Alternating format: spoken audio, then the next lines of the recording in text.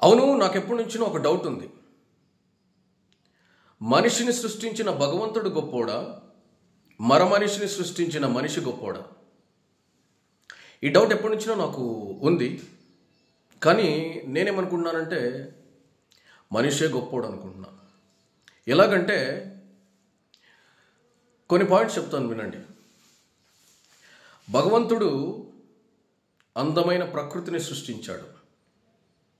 చెట్లు, గాలి, తిండి, నీరు, నదులు ఇవన్నీ భగవంతుడు సృష్టించాడు. కానీ మనిషి నీళ్ళను కలుషితం చేసేస్తాడు.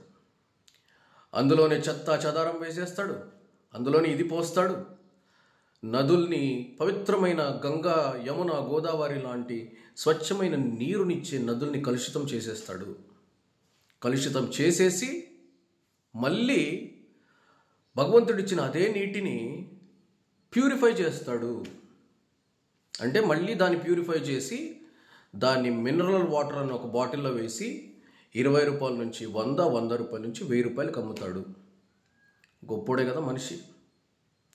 స్వచ్ఛమైన గంగా, యమున, గోదావరి లాంటి నీళ్లను భగవంతుడు ఉచితంగా ఇస్తే వాటిని కలుషితం చేసి చెత్త చెదారం ప్లాస్టిక్ మొత్తం వేసేసి ఉన్న నీటిని స్పాయిల్ చేసి మళ్ళీ దాన్ని ఫిల్టర్ చేసి ఫ్రీగా దొరికే వాటర్ని డబ్బాలో పోసి 20 నుంచి 1000 రూపాయలకు అమ్ముతాడు కదా. అందుకే మనిషి తెలివైన వాడు. ఇంకొకటి ఏంటంటే గాలి. భగవంతుడు స్వచ్ఛమైన గాలిని ఇస్తే ఆ గాలిని నైట్రోజను, దుమ్ము, ధూళి అన్ని చెత్త చెదారం వేసి ఆ స్వచ్ఛమైన ఆక్సిజన్ని కలుషితం చేసేస్తాడు. మళ్ళీ ఏసీ అనే ఒక డబ్బాని తయారు చేసి, అంటే ఫ్రీగా ఆక్సిజన్ లభిస్తుంది. అంటే మనకు ఆయుష్, ఒక్క నిమిషం ఆ గాలి దొరకకపోతే మనిషి చచ్చిపోతాడు.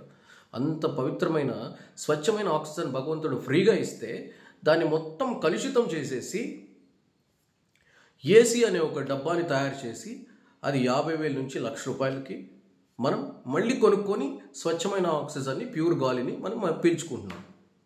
మనిషి గొప్పోడే కదా. ఇంకొకటి, భగవంతుడిచ్చిన వృక్షాలు, పక్షులు, జంతువులు ఎన్నో, అంటే ఈ చెత్త గాలిని నేను అంతా పీల్చుకొని మళ్ళీ స్వచ్ఛమైన గాలిని ఇచ్చే చెట్లను నరికేస్తాడు. చెట్లను, అడవులను మొత్తం నరికేసి ఫ్లాట్లు వేసుకొని అక్కడ బిల్డింగులు లేపేస్తాడు. మనిషి గొప్పోడే కదా. రైతులు అన్నం పెట్టే పొలాలను ఫ్లాట్లుగా మార్చి అక్కడ బిల్డింగులు లేపేసి అన్నదాత కడుపు కొట్టి అన్నాన్ని పండనివ్వకుండా చేస్తాడు. మనిషి చాలా గొప్పోడే కదా. మనిషికి భగవంతుడు తిన్నది జీర్ణం అవ్వటానికి, నార్మల్గా జీర్ణం అవ్వటానికి శక్తినిస్తే ఆ శక్తిని పోగొట్టుకొని మాత్ర వేసుకుంటే తప్పితే, ఏదో ఒకటి చేస్తే తప్పితే జీర్ణం అవ్వకుండా మనిషి ఆర్టిఫిషియల్గా డైజెస్టివ్ సిస్టమ్ని మార్చుకున్నాడు.